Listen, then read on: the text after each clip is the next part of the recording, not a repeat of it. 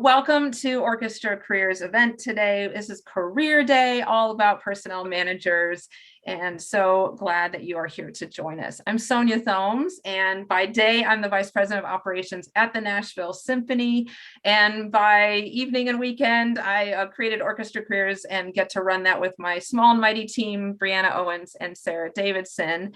And today is all about getting you connected to personnel managers in the field, learning about their story, learning what that role is at our orchestras, and how you can get on the path if it's something that's interesting to you. So we're going to dive right in and introduce our panelists. Aileen, if you would go ahead and introduce yourself to our group today. Hi, everyone. Nice to meet you. Thank you so much for coming. I'm Aileen MacDonald, and I am currently the Assistant Orchestra Personnel Manager in San Francisco, previously at the New York Philharmonic, before that at Ravinia Festival, from Illinois, and I'm glad to be here today. Thank you. Erik. Hi, my name's Erik Shinn. I'm currently Director of Operations for the Kalamazoo Symphony Orchestra in Southwest Michigan. Previously came from the York Symphony Orchestra in South Central Pennsylvania, where I was the personnel manager and operations manager there. Okay, so we're going to dive right in. And one of the things I'd love for our panelists to share is, how did you even learn this was a job? One of the things I talk about is my whole career has been in operations, but I studied oboe. I did not know the world of operations existed until after grad school. So Aileen, I'm going to come back to you. Can you tell us a little bit about your story, and where did you go to college to study, and when did you even become aware that personnel manager was a job? Sure, yeah. So my instrument is piano, which is a little bit untraditional for a personnel manager, not coming from the orchestra world originally. I went to Augustana College in Illinois. I knew I wanted to play college tennis and keep up with piano, so it was the perfect fit for me. It's a smaller liberal arts school in Illinois. And I double majored in business management and marketing and minored in music with a concentration in piano performance. And I learned about personnel management because when I was in college over the summers, I interned and worked in various jobs at Ravinia Festival, which hosts the Chicago Symphony over the summers. And during a production internship, I was assisting in many ways, but was around the personnel managers there. Personnel manager there is John Deverman, and just really loved the work that he did. So yeah. Great. Erik, tell us a little bit about your story. My education is in, well, I studied trombone. I was a music education major as an undergrad, and then got degrees from Baylor University and Florida State in trombone performance. So I first kind of knew about personnel management through playing in orchestras, and got my very first orchestra gig subbing with the Altoona Symphony in Pennsylvania, and then played a tiny bit in Texas, and then really started to play a lot more in Florida. And so, of course, as a member of an orchestra, playing in an orchestra as a musician, that's your first point of contact, is always the personnel manager. You're getting all your information from them, you're seeing them in person on the site. And so that was kind of my first interaction with personnel management. Excellent. One of our attendees is having trouble with audio, so we'll see if we can get her connected. Okay, so Aileen or Erik, if you could share, what is the role of personnel managers at our orchestra? I think we will have different answers to this question because from my experience, it's really different at every orchestra. The nuts and bolts of the role is putting the right people in the right chairs for all services, and enforcing or making sure that others enforce the collective bargaining agreement, which is the document that is co-signed between the organization, the union, and the musicians to ensure that everyone is on the same page about expectations and whatnot. And there are a lot of HR and operation elements too, which I'm happy to get more into, but that would be my broad definition. Erik, do you confirm or deny? Well, the last part of Aileen's answer is what my usual go-to is when I'm talking with non-musicians who don't really understand what the orchestra world is like, is we're basically HR for the musicians, especially in smaller orchestras.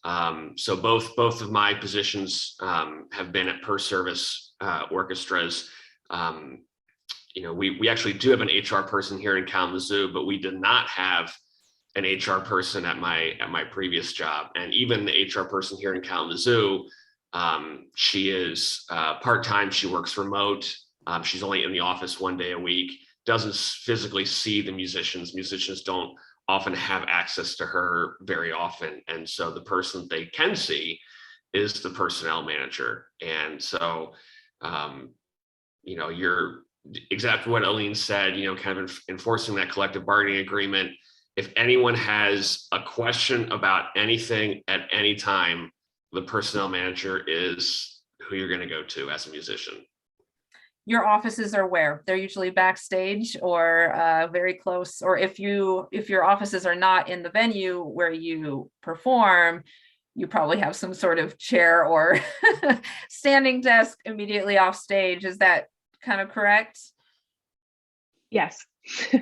Both personnel offices I've worked in have been maybe 5 steps away from the door, stage right or stage left door to the stage, which means that intermission is a crazy time. The 20 minutes before rehearsal is a crazy time, the hour after, because a lot of foot traffic, which is fun.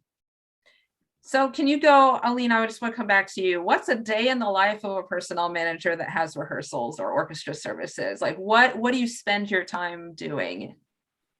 Sure. So when it is the first service of the week or a concert, something like that, it depends on personnel, but I would say from my experience, the rehearsals, the first hour of the day from maybe 7:30 to 8:30 in the morning is trying to replace someone who has called in sick that morning. And that's always probably the more exciting part of the day, which I'm sure Erik can agree. Then we make calls backstage. So every orchestra has a different system, but where I've worked, we make the 5-minute and 2-minute calls to the stage. And then we start rehearsals, which means standing up in front of the orchestra, signaling concert master to tune, and introducing the conductor if it's someone that is new or unfamiliar, or basically a non-music director at a first service. Outside of service times, there's a lot of paperwork, organizing time off for musicians. Like Erik mentioned, general questions being answered. Probably the most frequent question our office gets is about tickets. Thankfully, there's someone else in our department who manages those requests now, but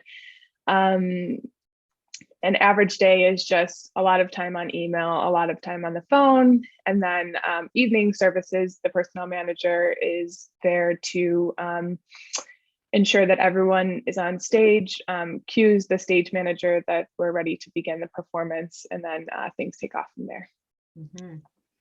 And so, Aileen, I'd like to dive into this a little bit later, but you work in a department of personnel managers. And Erik, from what I remember, you were the sole personnel manager. So it was kind of top to bottom. You were taking care of all these different roles and responsibilities. Can you talk a little bit more about how your position at York was similar or different to what Aileen was talking about? Yeah, so in York, we had 4 full-time staff. And so I did personnel, operations, library, education, and a number of other things as well. And so it's sometimes tough for me to isolate just personnel out of that, because I've always sort of seen kind of all the pieces at once of operations. And then my position here in Kalamazoo is kind of similar to that. And now I oversee people that do all of those individual things. Yeah. So,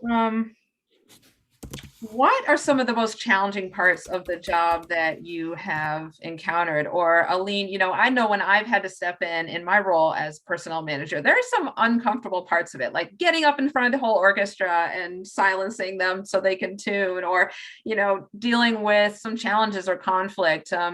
So what have been some of those most challenging parts of the job that you've had to learn on the way? My first role in personnel was in New York, and I went into it having the general people skills for the job, I would say, which is really important, being able to connect with people and have them feel comfortable opening up to you. But learning the specifics of the role took a lot of time, and I took time to, number one, memorize the musician roster, because you will need to know everybody and eventually their spouses and their children and, their chairs and their titles and all that. So there are some things like that in learning the collective bargaining agreement where in the personnel office, you're expected to have an immediate answer for those types of things. I think starting out, that was the most difficult thing for me, was just all the memorization. Now I would say in this role, the more human resource oriented work is challenging, and again, still learning in the job, and every personnel office runs differently, but being there as a support system for the musicians, especially in really difficult times like we've been through the past 2 years with coronavirus, has been really challenging. And, we're the first call a lot of times when someone loses someone. Had to pull someone off stage last week because their parent died. And so those types of things are really challenging. So that's my broad answer. Mm-hmm.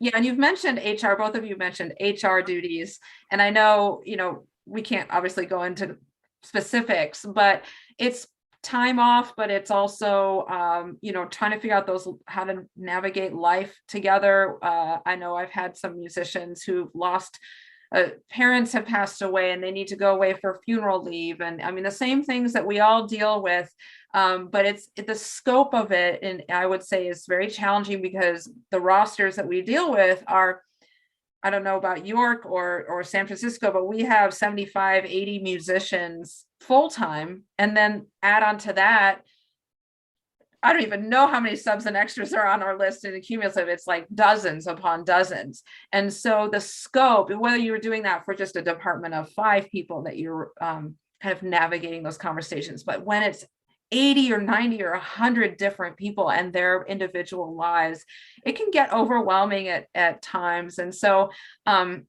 I know one of the things that I think about when I think about personnel managers are the policies and procedures and the things that you have to put into place so that you can kind of manage through the scope of the number of people.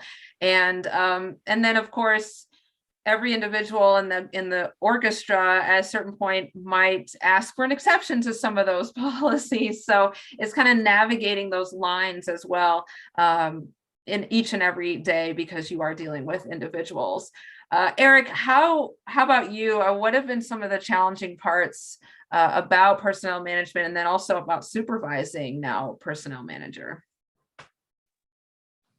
Yeah, like Aileen said, it's a lot of it is when some of these really tough discussions come up, just kind of these real world situations, whether it's something mental health or physical health related, just kind of the well-being of a musician, that they're going through something, and just trying to navigate if that person needs some time off or just somebody to listen to. There's a lot of soft skill stuff that's really important in personnel management, and that is something that that's one of those things that you can't really read about in textbooks. That's definitely an experience thing where you just have to have the years of knowing and experiencing different situations.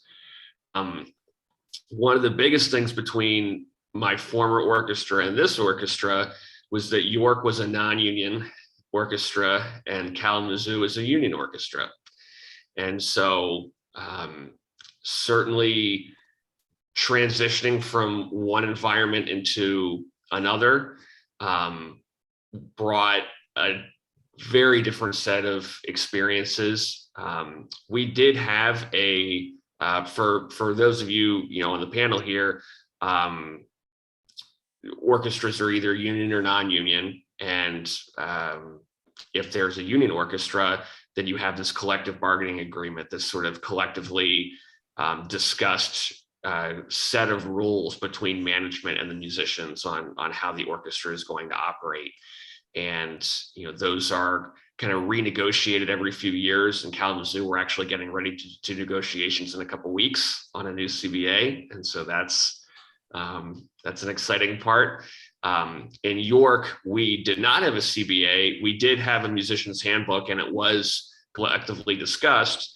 But it did mean that as staff, we had a little bit more flexibility to make changes a little bit faster. And so learning how to kind of see those things even further advance, any issues that might come up, things where you might need to ask for an exception to something, or just ways on interacting with the orchestra committee and union representation to get the result that you want.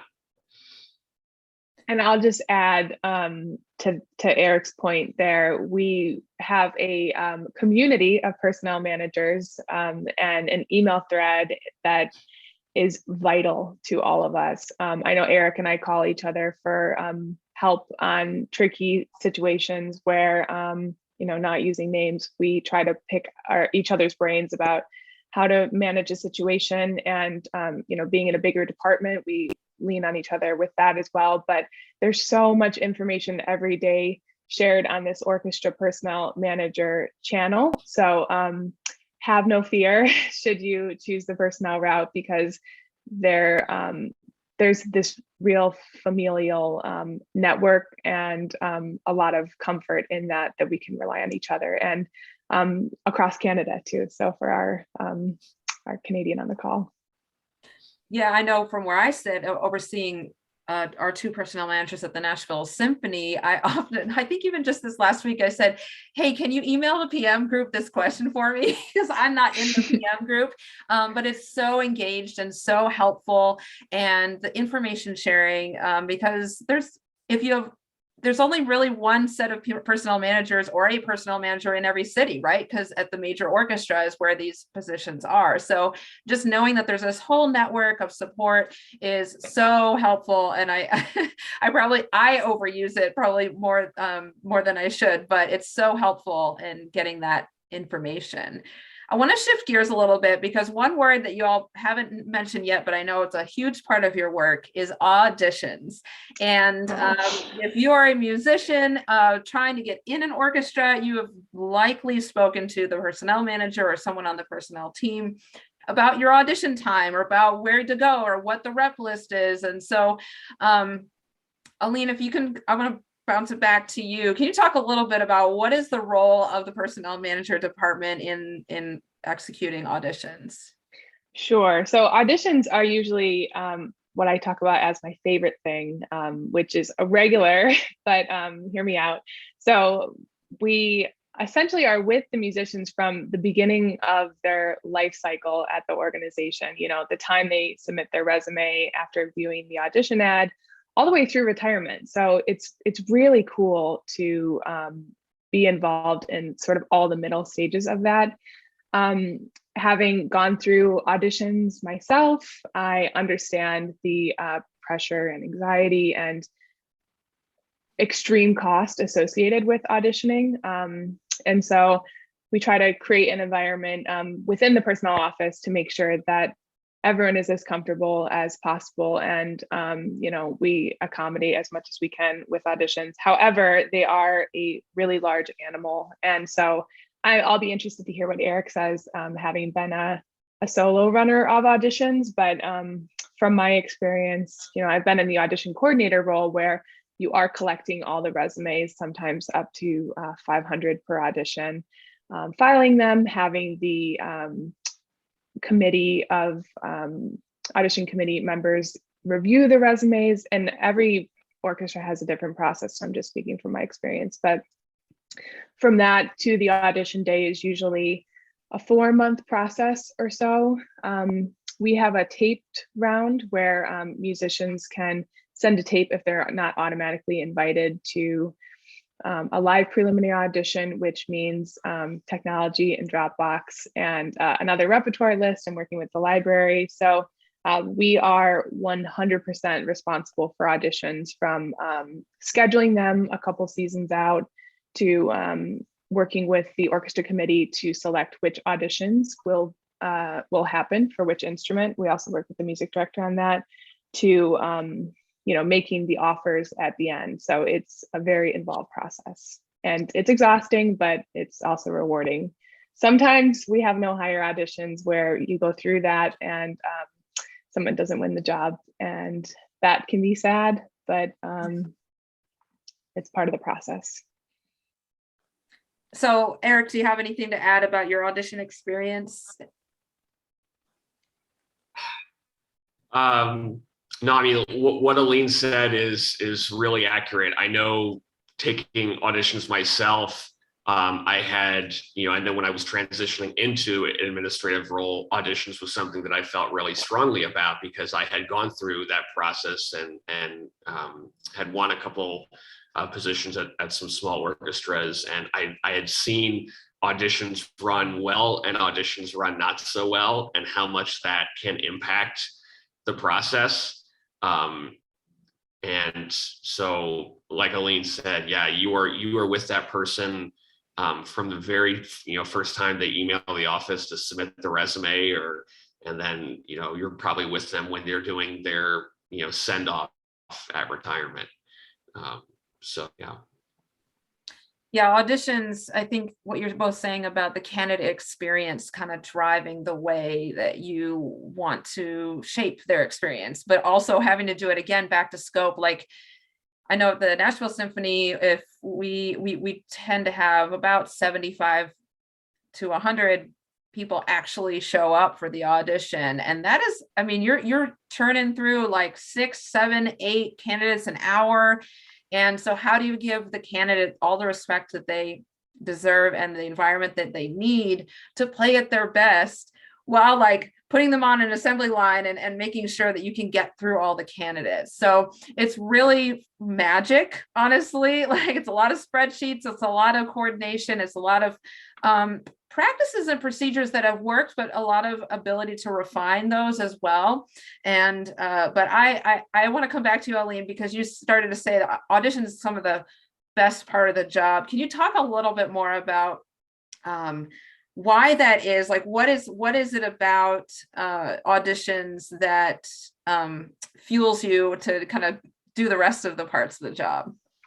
Sure. So both of the orchestras I've worked for have been large orchestras with 106 or 107 full-time positions. And both of those orchestras are actually in the 90s in terms of numbers of musicians. So, it's an important lesson to us all that retirements happen, especially during COVID. A lot of individuals chose to retire, and people transition to other orchestras. So auditions are something that in the personnel office you accept will always be happening. And I really enjoy the opportunity element of it. And I find it really challenging, like logistically working things out, and also being a generally empathetic person, shutting off that part of my nature during auditions. So, being communicative and understanding, but also not taking on the emotions of one candidate, because then when you go to see the next one in their dressing room and hand them the repertoire list, that does carry over. And so I like the challenge of auditions and the fruit of them when we're able to hire someone. I find it really exciting. Yeah, there's a certain energy on audition day for sure, and being able to see it all the way to the end and welcome a new member to the orchestra. And we've had some auditions at the Nashville Symphony this spring, and it's so exciting. And to know that, you know, we get to welcome some of them, it's their first job. And so yes, I agree on that opportunity. Erik, so what are some of the most rewarding parts of the work that you've been able to do as a personnel manager? Yeah, I mean, I got into operations just in general, mostly because I had been a part of, well, you know, first and foremost, I absolutely love music and I love orchestral music, and I wanted to be a part of an orchestra in some fashion. And when I was thinking about ways to get involved, I had a couple not so great experiences as a performer from an operational standpoint. And I was always thinking, you know, wow, this probably could have been done just a little cleaner, a little more organized or something. And it was something I really just felt strongly about and thought it was a way that I could make a positive difference in the field. I had people who were encouraging me, who felt like, you know, hey, if you went into this, they thought I could do a good job at it. And so, you know, doing the work and you know, doing it well, for me, brings a lot of satisfaction. Getting that feedback from musicians, I mean, both in York and here in Kalamazoo, hearing at the end of the audition day from candidates, wow, this was like such a well-run audition. You know, hearing like maybe that person has had some bad experiences somewhere else, but they really liked what happened, you know, at their experience with my orchestra. It's really rewarding to hear that and to provide them that great experience, because audition days are so stressful. And so to be with that person and to give that person a great experience and to have them be able to execute the best of their ability, you know, that's another part of personnel management, whether it's an audition or whether it's one of our own contract players, is, you know, everything from getting them their music, making sure the lights and the temperature are good on stage. You're trying to help that person play to the best of their ability and execute, you know, on stage. So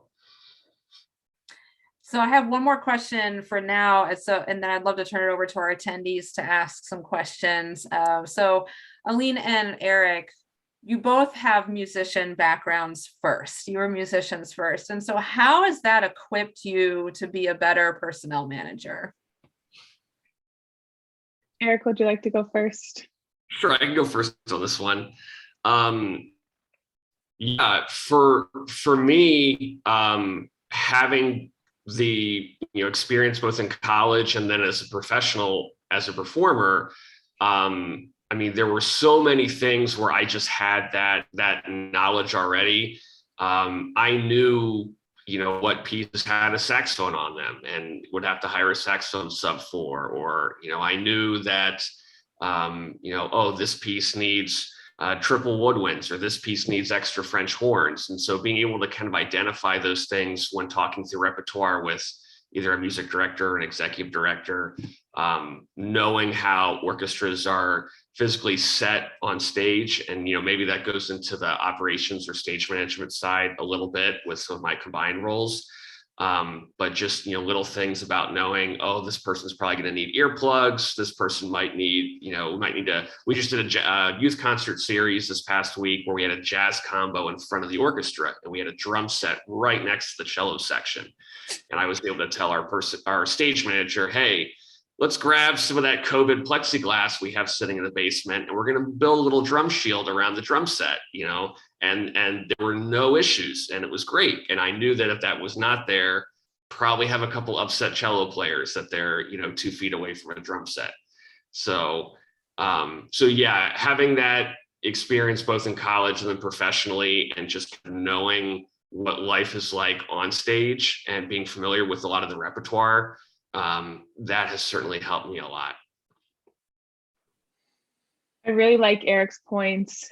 This is a conversation that I have had a lot recently, because when I was leaving my role in New York, I had a few conversations before they posted the job about, essentials of an orchestra personnel assistant, and what skills and background are needed for that. And after many conversations, I finally was able to succeed in arguing that a music background is helpful, but not essential. And the reason this is such a debate is because there are incredible benefits to understanding instrumentation and being able to look at music and understand what's happening.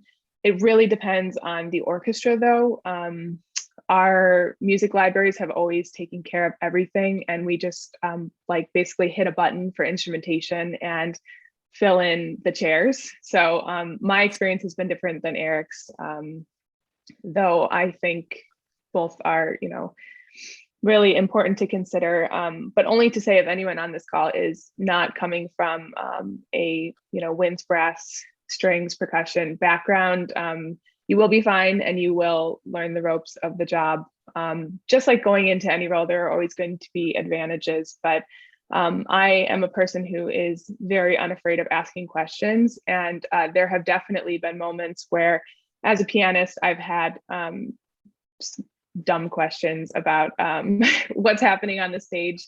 And through, many years of working in orchestras now, I've figured out kind of the delicacies. And I think that is really beneficial in understanding musicians.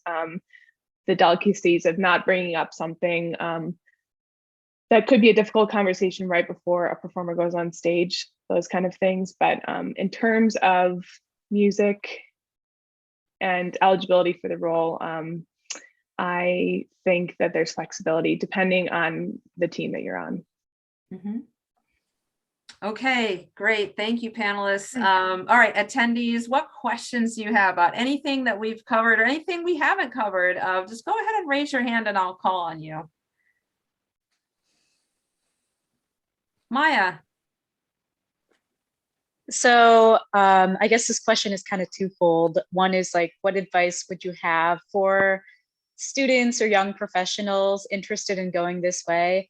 And also, more personally, what were your positions that you held prior to the personnel role that you have now?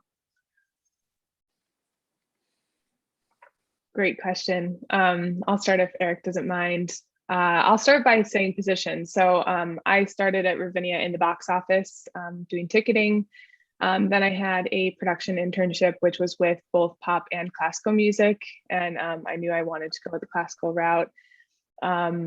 From there, I graduated college and worked in a upper level production position at Ravinia for one summer, managing interns. And that was really great because I got to do less of the busy work and see more of what happened in terms of production and operations.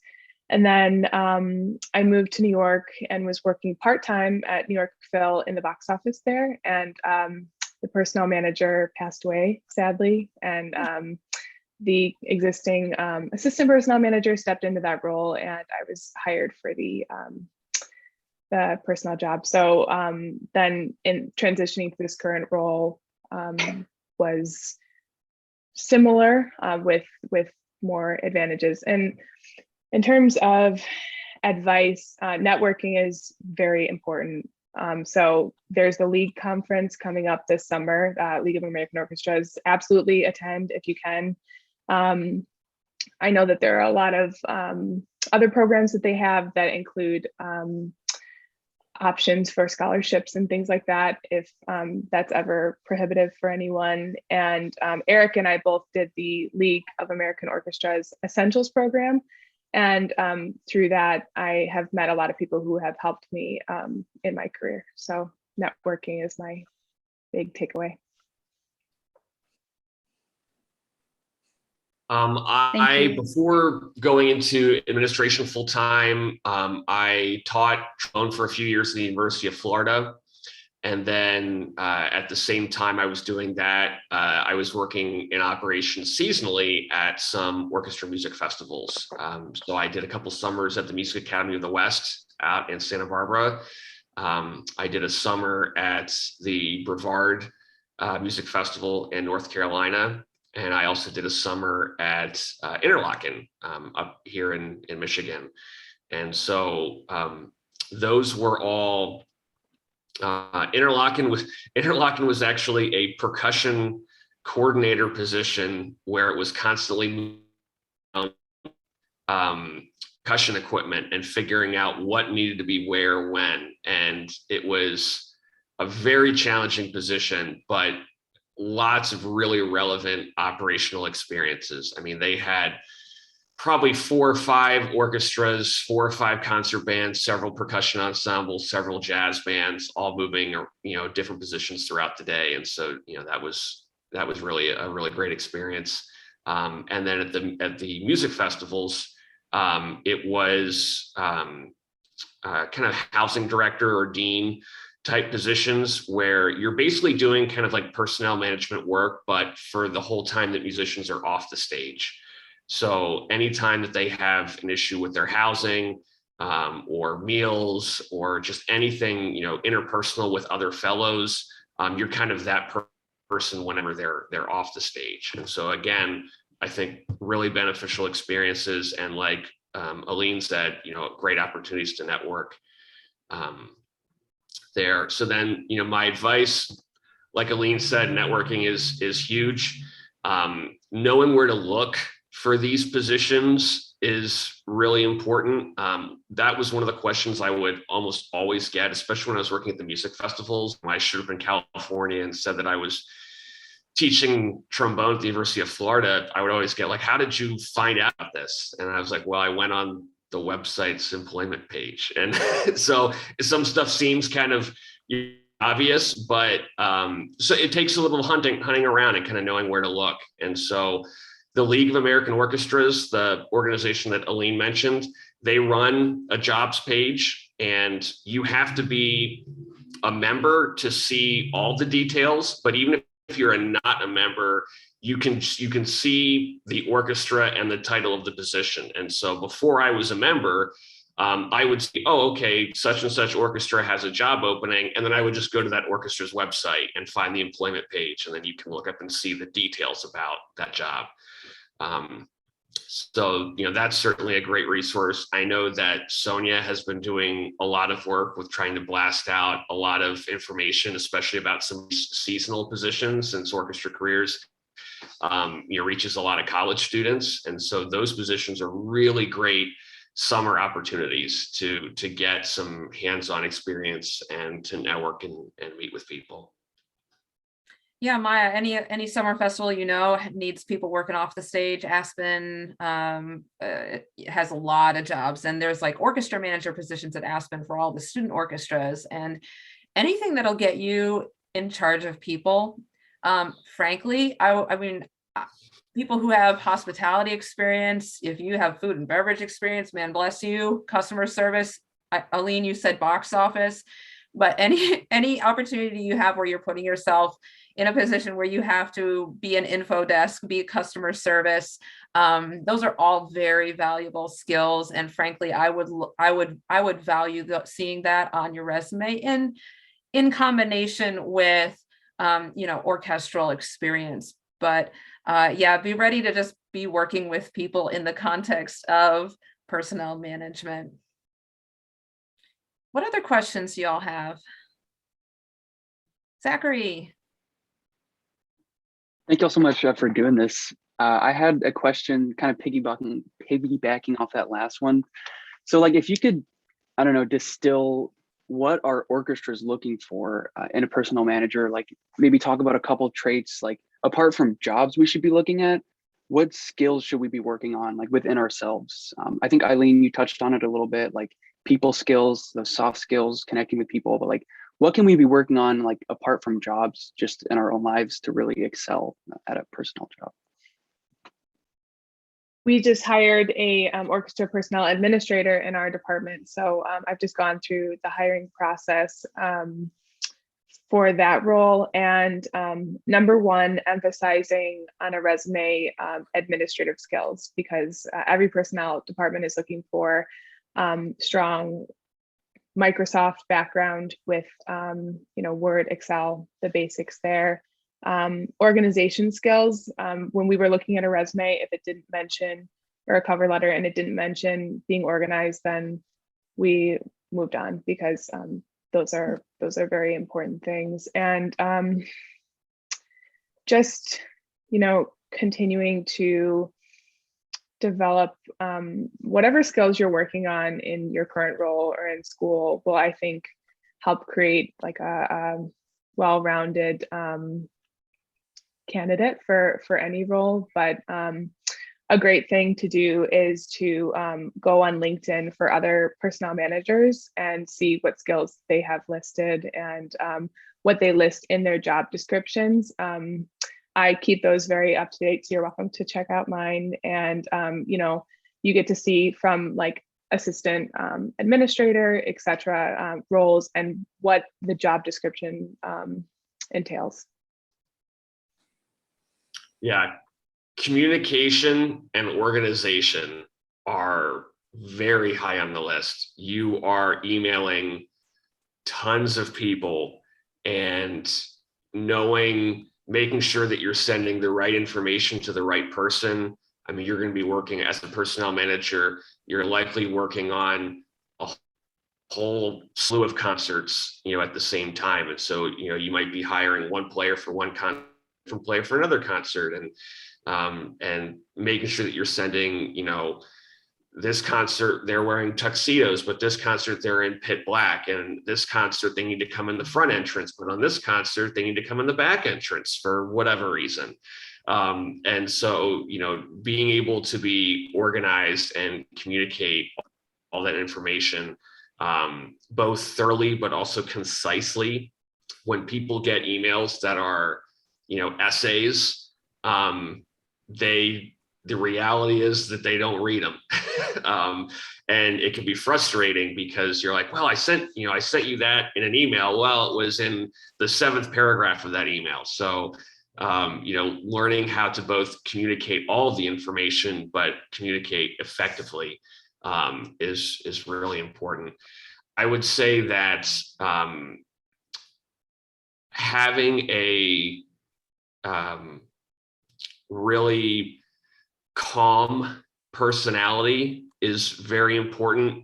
Aileen sort of touched on this during the audition section of, if a candidate is really stressed and kind of throws a lot of emotions at you, you have to turn right around and go to the next dressing room door and get somebody out there, and you can't transfer what happened with that previous person onto that new one. And artists in general, in any field, I mean, I assume a lot of you are probably musicians. We all understand that, artists work very hard, are often under a lot of stress. And as personnel managers, sometimes you are on the receiving end of a lot of that stress. And many times it's personal, and you kind of have to just understand that and take that in and kind of be that person who can absorb that and stay calm, and then just give them, a solution. So I would say that's also a very important skill to have as a personnel manager. Yeah, and I think coming back to your office is backstage, you are the first person people will see when they come off the stage. So it's this very fine balance of being approachable, but holding the line and policy, and being able to be present with someone who is going through a very difficult point in their life, and then standing up in front of the whole orchestra and telling them about a change in the dress code for that night. It's kind of this oscillating between, it's knowing who you need to be in the moment at any given moment. And so have enough awareness about, what do I need to do right now? Who do I need to be right now for the person that's in front of me? And that just takes time. I've definitely been the wrong person at the wrong place at the wrong time in that respect. So you kind of learn the hard way. But if you're intuitive, if you are able to hold a conversation, practice holding a conversation with anyone, go up to strangers, I don't know, and just like start talking to them, but really try to break down if that's something you're not comfortable with. Challenge yourself to meet a new student who just came to class that you've never met before, and just try to strike up a conversation with anyone, because that skill is going to really, I think it's going to really grow your ability to be approachable. And that's something I've really had to work hard at. And again, that calm demeanor, like you are the calm of that storm that might be backstage and you might be screaming on the inside, but you're calm on the outside. So hopefully that's helpful, but those are definitely things you can practice right now. What are some other questions that you might have?